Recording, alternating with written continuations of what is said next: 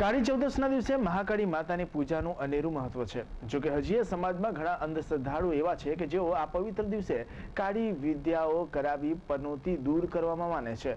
ગૃહ કલેશ કકડાટ દૂર કરવા માટે ઘણા ખરા લોકો આજના દિવસે 4 રસ્તા પર રોટલો ફેંકી દે તો ગૃહ કલેશ મટી જશે એવી ખોટી માન્યતા છે। આમ કરવાથી ફક્ત અન્ન દેનારી અન્નપૂર્ણા માતાનું જ અપમાન થશે।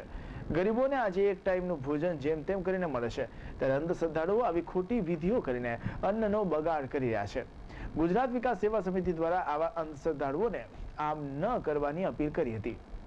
આજે હાઈટેક જમાના અને આધુનિક યુગમાં આપણી આસ્થા પ્રમાણે હિન્દુ સમાજની આસ્થા પ્રમાણે આપણે અમુક એવા બંધનોમાં બંધાયેલા છે કે જે અંધવિશ્વાસ કહી શકાય।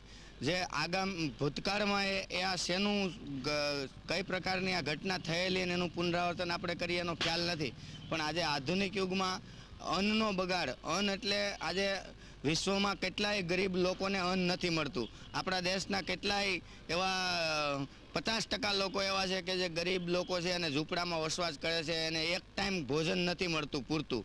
ત્યારે આપણે આ રીતે અન્નનો બગાડ કરીએ, રોડ પર ફેંકી દઈએ અને અન્ન જે અન્નપૂર્ણા માતા છે એ પગ નીચે કચરાય, ગાડીના વ્હીલ નીચે કચરાય, એ ન ઘટના બને અને આપણે આ જે અન્ન છે, જે વડા છે એ ગરીબ માણસના પેટમાં જાય, ગરીબ બાળકોના પેટમાં જાય। જે આદિવાસી એરિયાઓ છે, જે જગ્યાએ ઝૂંપડપટ્ટી છે, જેને રોડ ઉપર જે સ્લમ વિભાગ છે, ઝૂંપડપટ્ટી છે, જેને ખાવાનું નથી મળતું, એ લોકોને આ અન્ન મળે તો એમ એ સાચી દુઆ। આ કકળાટ આપણે એમ કહીએ કે કાળી ચૌદસનો કકળાટ કાઢીએ, પણ છતાં આપણે દર વર્ષે કકળાટ કાઢીએ, આખું વર્ષ ફરીથી જે સ્થિતિ હોય એ સ્થિતિ રહે છે।